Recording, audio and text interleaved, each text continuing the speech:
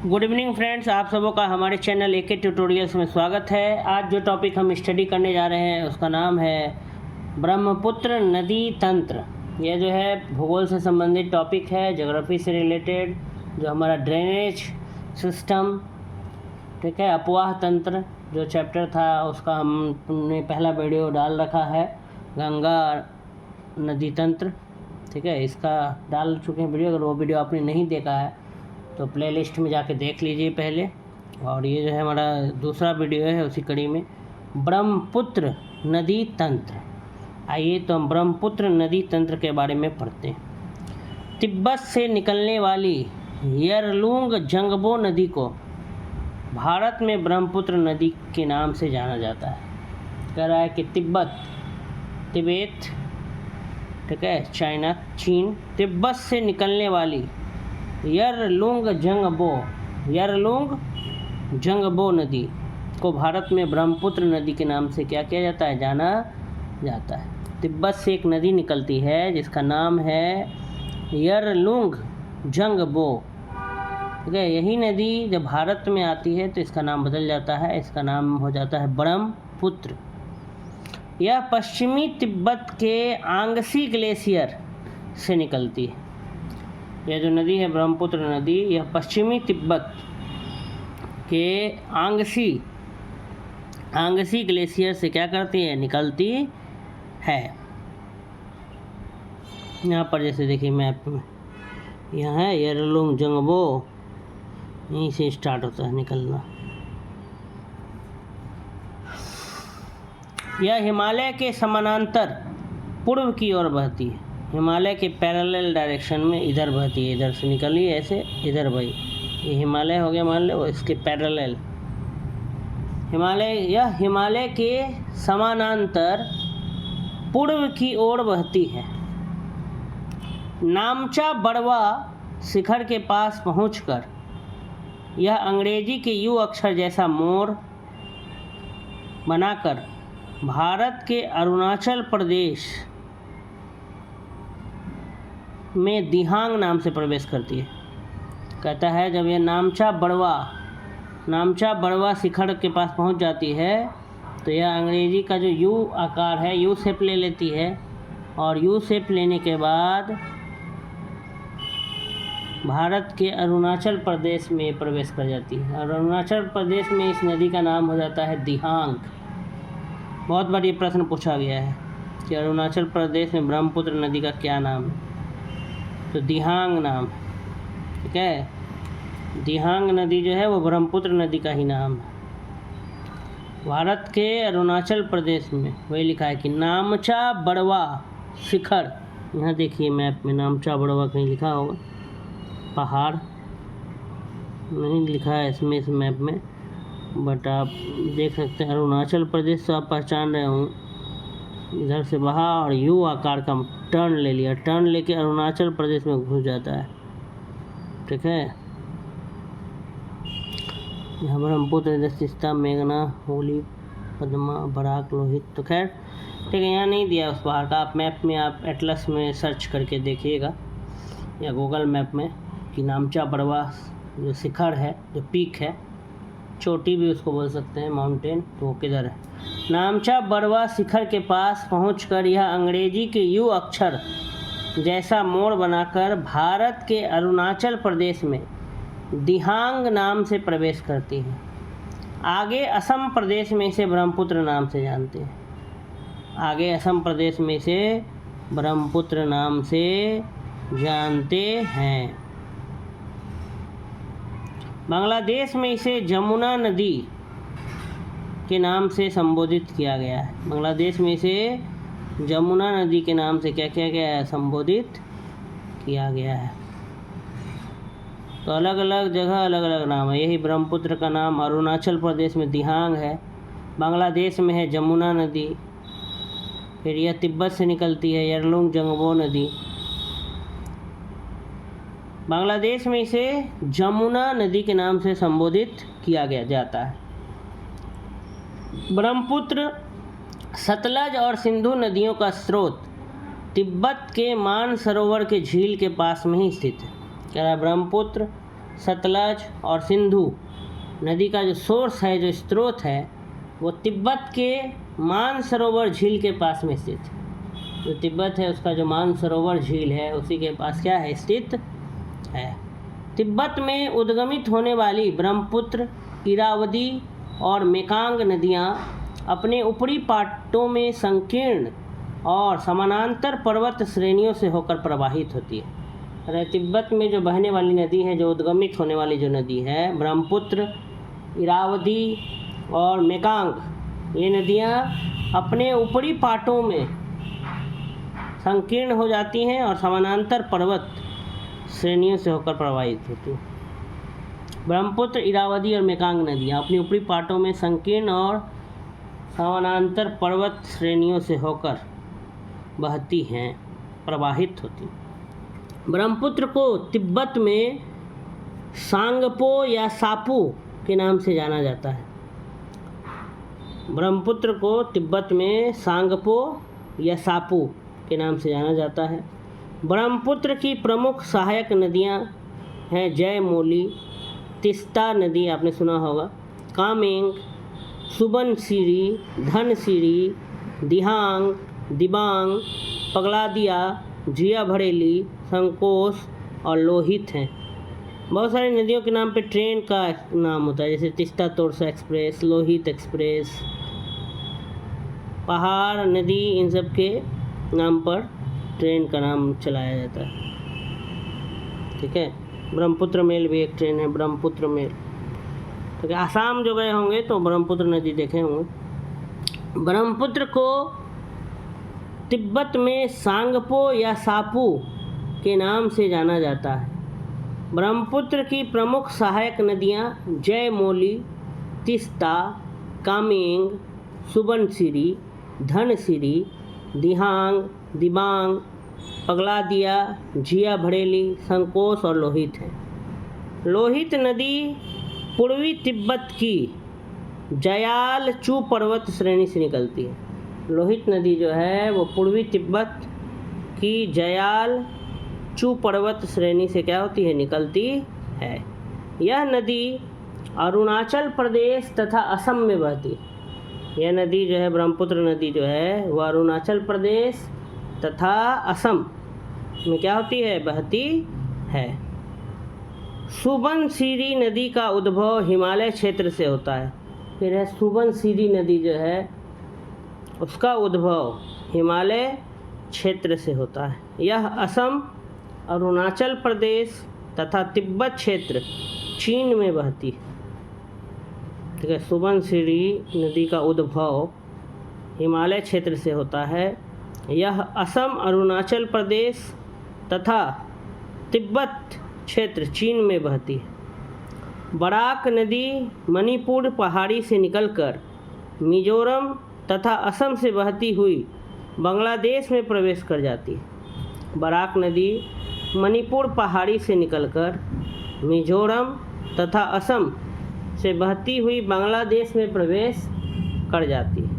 असम घाटी में ब्रह्मपुत्र नदी गुम्फित जल मार्ग बनाती है, जिसमें कुछ बड़े नदी द्वीप भी मिलते हैं। आगे कहता है, इनमें विश्व का सबसे बड़ा नदी द्वीपीय तंत्र माजुली भी शामिल। दुनिया का, ये भी एक बहुत बड़ा क्वेश्चन है, पूछा जाता है कि दुनिया का सबसे बड़ा नदी द्वीपीय तंत्र, नदी पे जो द्वीप है, आइलैंड माजुली, ठीक है, वो भी ब्रह्मपुत्र नदी पर ही। विश्व का सबसे बड़ा नदी द्वीपीय तंत्र माजुली शामिल है। माजुली आइलैंड है जो ब्रह्मपुत्र नदी पर है, माजुली। तिब्बत पठार को चेंगतांग और क्वाघाई तिब्बत पठार के नाम से भी जाना जाता है। यह समुद्र तल से औसतन 4500 मीटर की ऊंचाई पर स्थित है। इसे विश्व का छत भी कहा जाता है, the roof of the world. Tibet पठार को तिब्बत प्लेटू, तिब्बतन प्लेटू तो क्या कहा जाता है, roof of the world. Tibet के पठार से निकलने वाली प्रमुख नदियां इस प्रकार से है। नंबर 1 यांगत्से नदी, यांगत्से नदी, इसका नाम है चेंगजियांग। ह्वांग हो नदी पित नदी, सिंधु नदी, सतलज नदी, ब्रह्मपुत्र नदी, मेकांग नदी और साल्विन नदी। ये 7 नदियाँ तिब्बत के पठार से प्रमुख नदियाँ, और भी नदियाँ निकलती हैं बट ये प्रमुख हैं। तिब्बत के पठार से निकलने वाली प्रमुख मेन रिवर्स जो हैं वो यही सब है, यांगसे, ह्वांग-हो, सिंधु, सतलज, ब्रह्मपुत्र, मेकांग और साल्विन। इस प्रकार से जो ये ब्रह्मपुत्र नदी तंत्र था, इस टॉपिक को हमने डिस्कस कर लिया। आइए अब इससे रिलेटेड ऑब्जेक्टिव्स को देखते हैं, सवालों को स्टडी करते हैं। नंबर 1, तिब्बत में उत्पत्ति पाने वाली ब्रह्मपुत्र, इरावदी और मेकांग नदियाँ अपने ऊपरी पाटों में संकीर्ण और समांतर पर्वत श्रेणियों से होकर प्रवाहित होती हैं। इन नदियों में ब्रह्मपुत्र भारत में प्रविष्ट होने से ठीक पहले अपने प्रवाह में एक यू टर्न लेती है। यह यू टर्न क्यों बनता है? ये question IAS civil services DM के परीक्षा में, UPSC सिविल सर्विसेज के प्री में पूछा गया था 2011 में। इसका क्या कारण है जो यू टर्न ले लेती है? कह रहा है कि तिब्बत में उत्पत्ति पाने वाले, तिब्बत में इसका ओरिजिनेशन है ब्रह्मपुत्र नदी का, इरावदी और मेकांग नदियाँ अपने ऊपरी पाटों में ऊपर की तरफ बढ़ती हैं जब, तो संकीर्ण और समांतर पर्वत श्रेणी से होकर के बहती है। और इन नदियों में जो ब्रह्मपुत्र है भारत में जब इंटर करता है तो इंटर होने से ठीक पहले ये अपने प्रवाह में एक यू टर्न लेती है, मुड़ जाती है एकदम। आखिर ये यू टर्न क्यों बनता है? तो इसका कारण बताना है। A, वलित हिमालय श्रेणियों के उत्थान के कारण। B, भूवैज्ञानिकीय तरुण हिमालय के अक्ष संघीय नमन के कारण। C, तृतीय कल्पीय वलित पर्वतमालाओं के भूविवर्तनिक विक्षोभ के कारण। और D, संदर्भ में A और B दोनों तर्क संगत है। इसका उत्तर यहाँ B दिया है कि भूवैज्ञानिकीय तरुण हिमालय के अक्ष संघीय नमन के कारण। कह रहा है कि तिब्बत में उत्पत्ति पाने वाले ब्रह्मपुत्र, इरावदी और मेकांग नदियाँ अपने ऊपरी पाटों में संकीर्ण और समानांतर पर्वत श्रेणी से होकर प्रवाहित होती हैं। ब्रह्मपुत्र नदी भारत में प्रवेश होने से पहले एक यू टर्न लेती है। इस यू टर्न को कहा गया है भूवैज्ञानिकीय, जमीन से रिलेटेड विज्ञान साइंस के कारण तरुण हिमालय के अक्ष संघीय नमन, ठीक है, हल्का सा टिल्ट है शायद, उसके वजह से पहाड़ जो है तरुण हिमालय टिल्टेड है जिसके वजह से। चलिए नेक्स्ट क्वेश्चन देखते हैं। ये IS का सिविल सर्विसेज में पूछा गया क्वेश्चन है, तो उसी तरह का लेवल भी है इसका। भारत में यरलुंग जंगबो नदी को किस नाम से जाना जाता है? भारत में यरलुंग जंगबो, तभी हमने पढ़ा कि तिब्बत से निकलती है यरलुंग जंगबो नदी और ये भारत में आती है, तो क्या नाम हो जाता है इसका? ब्रह्मपुत्र। तो भारत में यरलुंग जंगबो नदी को किस नाम से जाना जाता है? A, Ganga, B, Sindhu, C, Brahmaputra, D, Mahanadi. इसका सही उत्तर हो जाएगा C, ब्रह्मपुत्र।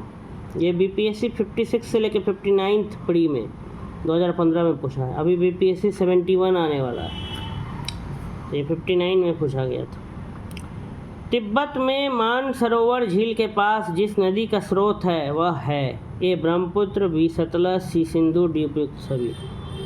तो तीनों का क्या है स्रोत है? ब्रह्मपुत्र, सतलज, सिंधु, तीनों का स्रोत कहाँ है? मानसरोवर झील के पास। तिब्बत में मानसरोवर झील के पास जिस नदी का स्रोत है वह है A, Brahmaputra, B, Sutlej, C, Sindhu, D, उपर्युक्त सभी। इसका सही उत्तर हो जाएगा उपर्युक्त सभी। ब्रह्मपुत्र, सतलज और सिंधु नदियों का स्रोत तिब्बत के मानसरोवर झील के पास में ही स्थित। नेक्स्ट, निम्नलिखित नदियों पर विचार कीजिए। Number 1 Barak, number 2 Lohit, number 3 Subansiri. उपर्युक्त में कौन सी अरुणाचल प्रदेश से होकर बहती है? A, केवल 1, B, केवल 2 और 3, C, केवल 1 और 3 और D, 1, 2, 3। तो इसका सही उत्तर हो जाएगा B, 2 और 3, लोहित और सुबनसिरी। लोहित, सुबनसिरी नदियाँ अरुणाचल प्रदेश से होकर बहती हैं, जबकि बराक नदी मणिपुर पहाड़ी से निकलकर मणिपुर, मिजोरम तथा असम से बहती हुई बांग्लादेश में प्रवेश कर जाती है। ठीक है, लिख रहा है कि निम्नलिखित नदियों पर विचार कीजिए, 1 बराक, 2 लोहित, 3 सुबनसिरी। तो प्रयुक्त में कौन सी अरुणाचल प्रदेश से होकर बहती है? तो अरुणाचल प्रदेश से होकर बहती है लोहित और सुबनसिरी। लोहित और सुबनसिरी नदियाँ अरुणाचल प्रदेश से होकर बहती हैं। ये भी IAS PD 2014 का प्रश्न है। जबकि बराक नदी मणिपुर पहाड़ी से निकलकर मणिपुर, मिजोरम तथा असम से बहती हुई बांग्लादेश में क्या कर जाती है? प्रवेश कर जाती है। एक्सप्लेनेशन सबको ध्यान से देखना है हर क्वेश्चन का, क्योंकि इससे भी सवाल बनते हैं। नेक्स्ट क्वेश्चन है, मानस नदी किस नदी की उपनदी है? मानस नदी किस नदी की ट्रिब्यूटरी है? सहायक नदी है। A Godavari, B Mahanadi, C Krishna, D Brahmaputra. इसका सही उत्तर हो जाएगा D ब्रह्मपुत्र। मानस नदी जो है वह ब्रह्मपुत्र नदी की क्या है? सहायक नदी है। देखिए इसमें डायग्राम में यहाँ पर लिखा है मानस, है ना, मानस। ये देखिए गंगा का तो पढ़ लिए थे, इधर अब ब्रह्मपुत्र का पढ़ रहे हैं। यरलुंग जंगबो, फिर यहाँ से देखिए ऐसे यू ऐसे करके मुड़ जा रहा है। यहाँ सुबनसिरी, मानस, इधर तिस्ता, ब्रह्मपुत्र, लोहित, ये सब मेघना इधर बांग्लादेश में, ये सब जो है आपका क्या है? ब्रह्मपुत्र नदी तंत्र का डायग्राम है, ध्यान से देख सकते हैं आप, है ना। ब्रह्मपुत्र, यल्लुंग जंगबो, इधर है सुबनसिरी, लोहित, ब्रह्मपुत्र, बराक, मेघमा, ये सब नदी है सब। तो यहाँ देखिए मानस नदी किस नदी की उपनदी है? A Godavari, B Mahanadi, C Krishna, D Brahmaputra. तो इसका सही उत्तर हो जाएगा D ब्रह्मपुत्र। नेक्स्ट क्वेश्चन है, ब्रह्मपुत्र नदी तिब्बत में किस नाम से जानी जाती है? A Padma, B चकमुड़ुंग, C हिमजुग, D Tsangpo. तो ब्रह्मपुत्र नदी जो है तिब्बत में सांगपो नाम से जानी जाती है। ब्रह्मपुत्र नदी तिब्बत में किस नाम से जानी जाती है? सांगपो। ठीक है, तिब्बत में ब्रह्मपुत्र नदी को सांगपो भी नाम से जाना जाता है। बहुत सारा नाम है ब्रह्मपुत्र नदी का, यरलुंग जंगपो, दिबांग। ठीक है, ब्रह्मपुत्र नदी का बहाव क्षेत्र है। ब्रह्मपुत्र नदी, नेक्स्ट क्वेश्चन है, ब्रह्मपुत्र नदी का बहाव क्षेत्र। A तिब्बत, बांग्लादेश, भारत, B भारत, चीन, बांग्लादेश, तिब्बत, C भारत, पाकिस्तान, बांग्लादेश, सिक्किम, D बांग्लादेश, पश्चिम बंगाल, भूटान, नेपाल। तो इसका सही उत्तर हो जाएगा A। ब्रह्मपुत्र नदी का जो बहाव क्षेत्र है वो तिब्बत, जो कि चीन में है, बांग्लादेश और भारत। ब्रह्मपुत्र नदी का बहाव क्षेत्र चीन, बांग्लादेश और भारत। चीन का पहले का नाम था तिब्बत। निम्नलिखित में कौन सी ब्रह्मपुत्र की सहायक नदी है या नदियां हैं? 1 दिबांग, 2 कामेंग, 3 लोहित।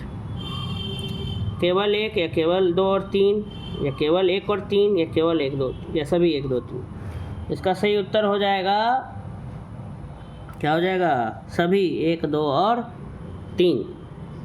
ब्रह्मपुत्र की सहायक नदी ये तीनों है, दिबांग भी है, कामेंग भी है, लोहित भी। आइए इसका एक्सप्लेनेशन पढ़ते हैं। राष्ट्रीय जल विज्ञान संस्थान Roorkee, national institute of hydrology Roorkee द्वारा प्रश्नांतर्गत तीनों नदियों की सूचनाएं निम्नानुसार प्रदत्त है। पहला दिबांग, दिबांग के बारे में देखिए, दिबांग नदी के बारे में। अरुणाचल प्रदेश के लोअर दिबांग घाटी जिले में प्रवाहित होती है। यह ब्रह्मपुत्र की प्रमुख सहायक नदी। ठीक है, दिबांग जो है वो अरुणाचल प्रदेश के लोअर दिबांग घाटी, दिबांग वैली जिले में प्रवाहित होती है। यह ब्रह्मपुत्र की प्रमुख सहायक नदी है।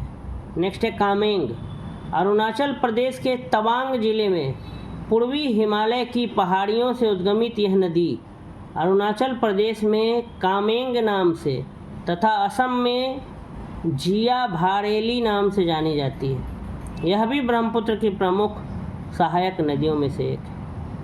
कामेंग जो है ये भी ब्रह्मपुत्र की सहायक नदी है, और कामेंग का भी दूसरा नाम है, असम में कामेंग नदी, अरुणाचल प्रदेश में कामेंग नाम से बहता है। और यही नदी जब असम में चला जाता है, प्रवेश कर जाता है, तो असम में इस नदी का नाम हो जाता है जिया भारेली। तो नाम बदल जाता है नदियों का। अरुणाचल प्रदेश के तवांग जिले में पूर्वी हिमालय की पहाड़ियों से उद्गमित यह नदी अरुणाचल प्रदेश में कामेंग नाम से तथा असम में जिया भारेली नाम से जानी जाती है। यह भी ब्रह्मपुत्र की क्या है, प्रमुख सहायक नदियों में से एक। नेक्स्ट है लोहित। पूर्वी तिब्बत में जयालचू पर्वत श्रेणी से उद्गमित यह नदी ब्रह्मपुत्र की एक सहायक नदी है। उग्र एवं अनियंत्रित यह नदी खून की नदी के नाम से भी जानी जाती है। काफ़ी उग्र नदी है लोहित। पूर्वी तिब्बत में जयालचू पर्वत श्रेणी से निकलती है यह नदी। यह ब्रह्मपुत्र की एक सहायक नदी है। उग्र है, काफ़ी इंटेंस, अनियंत्रित, अनकंट्रोल्ड एकदम यह नदी खून की नदी के नाम से जानी जाती है। लोहित खून की नदी, भयंकर नदी है ये लोहित नदी। ब्रह्मपुत्र भी देखिएगा तो आप काफ़ी भयानक लगता है, बहुत विशाल नदी है। ठीक है, तो उसकी बहुत सारी सहायक नदियां हैं। मुख्य रूप से ये 3 का बारे में हम लोगों ने स्टडी किया अभी, दिबांग, कामेंग और लोहित। याद रखना, दिबांग जो है अरुणाचल प्रदेश के लोअर दिबांग घाटी जिले में प्रवाहित होती है। कामेंग जो है अरुणाचल प्रदेश में तवांग जिले में प्रवाहित होती, उद्गमित होती, निकलती है। और अरुणाचल प्रदेश में कामेंग के नाम से प्रवाहित होती है, और जब असम में जाती है तो जिया भारेली नाम हो जाता है इसका। लोहित जो है इसका पूर्वी तिब्बत में इसका नाम जयालचू पर्वत से निकलता है। यह खून की नदी इसको कहा जाता है। चलिए नेक्स्ट देखते हैं, तीस्ता नदी। तीस्ता नदी के संदर्भ में निम्नलिखित कथनों पर विचार कीजिए। 1 नंबर 1, तीस्ता नदी का उद्गम वही है जो ब्रह्मपुत्र का है, लेकिन यह सिक्किम से होकर बहती है। नंबर 1। दूसरा, रंगित नदी की उत्पत्ति सिक्किम में होती है और यह तीस्ता नदी की एक सहायक नदी है। नंबर 3, तीस्ता नदी भारत एवं बांग्लादेश की सीमा पर बंगाल की खाड़ी में जा मिलती है।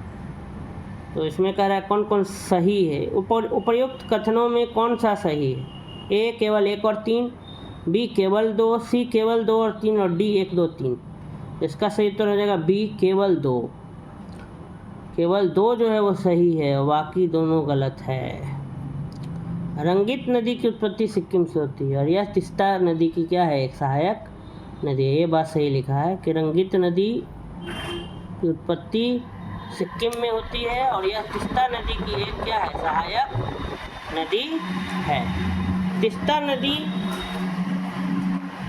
नदी का उद्गम सिक्किम स्थित खांगचुंगछो हिम नदी झील से छोम्बोछू नदी में 5280 मीटर की ऊंचाई से होता है।